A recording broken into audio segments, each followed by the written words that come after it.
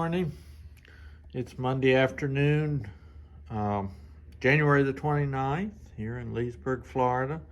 I'm not even going to bother to turn the camera around to face me this morning because I want to brag on some stitches and talk a little bit about the trunk show that I have here in the shop.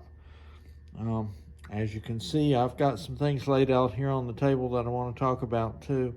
I think I would call the topic of today's session something like the different kinds of generations of stitchers that are around today and kind of some of the things that younger stitchers are interested in. And that's another reason why I want to focus on my trunk show today. Something that I've observed a lot over the last 10, 15 years is how younger stitchers are not always looking for the traditional patterns that folks might have done back in the 70s and the 80s. I know when I started out as a male stitcher in that time period, there weren't a lot of things that I liked back then either. So there's been a real evolution of what people are interested in stitching. But one of the things I find with the most modern stitchers is they love kind of things that shock, and most younger generations are like that when it comes to things that shock their elders. They also like the wonderful juxtaposition between something that's kind of gross and something that's flowery. So I wanted to just show you a couple examples of some things that I have here in the shop, and then I want to take some time and look at Dirty Annie's trunk show with you. This is certainly not something you would have seen back in the 80s. Somebody has a cross-stitch pattern for stitching a Louisiana cockroach. I can imagine stitching that on something and having somebody walk in and see it and think it's a real cockroach. My daughter actually bought this book for me called Twisted Stitches, and it's a combination of some pretty interesting things here, and I use interesting lightly. There's Lizzie Borden's Axe Murder. There's bugs. Where's it at? There's a fly swatter with flies. So the kind of things that we see sometimes that younger stitchers are drawn to are not necessarily what some of the older stitchers are liking to do. And I say this a lot when I talk to embroidery groups, because if you want to attract young people, you need to be a little bit open to some of the differences that they enjoy. Spot Colors is one of my favorite designers, and they always have some stuff that kind of pushes the edge. Now, I know you've heard of a stitch and bitch session, so they simply put it into cross stitch and stitch some little flowers there to make it look fun. And then this is another one where you've got the juxtaposition between a difficult topic, self-medicating, depression, those kind of things are involved in that, and then ice cream and flowers help to pull it off. So there's some serious aspects to these newer designs that we see. Now, for the month of February, I have a trunk show here in the shop, and if you're not familiar with that concept, a trunk show is where you bring in models from specific designers, and then you sell the patterns that they have most recently designed, and it gives your customers a chance to see things that are stitched in person. Now, I'm not a shop that has lots of models done. I realize that in the past that was very common, and certainly there are shops that still do that. But since there are about 130 designers now, and since my stock and my inventory moves pretty rapidly from one season to the next, I don't put the money and the time into having models made for the shop. The things that you'll see on my walls are typically vintage patterns from shops that have closed. Annie and Dirty Annie's Southern style designs have come to me for the month of February, as I said, and I'd like to just go around and show you what she has. And these may be some things that you'd be interested in. These are specific newer patterns that she has, but she has quite a collection of other designs as well. She throws in a little bit of sass and a little bit of Southern in most everything that she does. So I'm just going to kind of walk around and show you some of these patterns just to see if you're interested.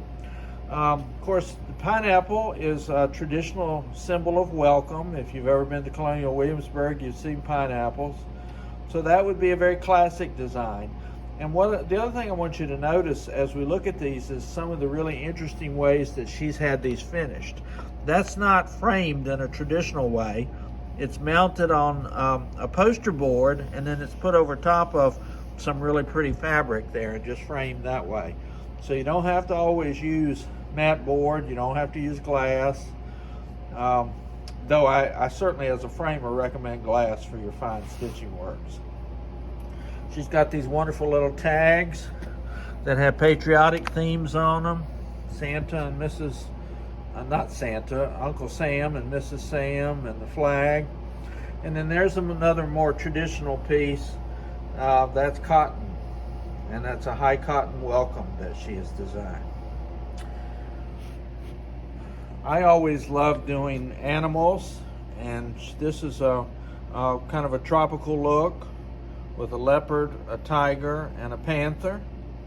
And you see they've done this on a darker fabric. And again, this is not framed in the traditional way. This is stretched and mounted on a piece of matte board, and then there's a division there, and they're just probably just glued onto some kind of fabric. Here's one that kind of tells it all about Dirty Annie, Sassy Lassie, and you see her Texas boots there. So I really enjoy her stuff. It always kind of catches my attention. Now, as a Southerner, you know, we say y'all, and certainly when you look at somebody and they're not misbehaving, whether you say it to them directly or not, you might be heard to say, y'all ain't right. And I just love the way that she has pictured that and given voice to one of our Southernisms there. This is Santa with greyhounds, rather. She has a number of different Santa patterns. And again, notice how she's framed that and put it on some interesting fabric, which kind of lends depth and interest to the piece. She's got a traditional sampler here. This is called Two Sisters. Look how beautiful that background fabric does in terms of pulling out the colors, rather than using just a traditional matte color. She's done some interesting framing there. Hey Heifer. I'll just kind of let that speak for itself, but it's a fun little design, kind of whimsical. She's got a bunch of these in a series of folks of husband and wives or couples in various motifs. You've got the old-fashioned swimming suits. Got a Western couple there as well. She loves dachshunds, so this is one of several dachshund designs. This one is peppermint bark.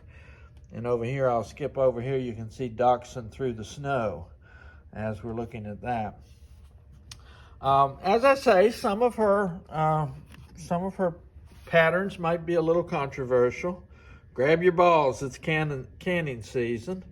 Has a double meaning to it, of course, but look how that wonderful design is done with the roses on top. And then there's Love You, if you can see that back behind there with another sheep design. Must be some sheep in the part of Texas where she lives. Not my pasture, not my bullshit. Blunt and to the point. Perhaps not something that everybody would stitch, but again, it would make a younger stitcher giggle, I'm sure. And there's a wonderful German Shepherd with Shed Happens. Here's a common something that we've seen today. We met on the internet dating, something that certainly younger people would know, but I know some seniors who met on the internet as well. This one's got a lot of color in it. Drink like a pirate, dance like a mermaid. I will show you that there's a design here. I don't have the pattern, or I don't have the model, but Boston Tea Party has a Boston Terrier there too. For the things that she doesn't have here, you can certainly go and look on her webpage and find out what else is available.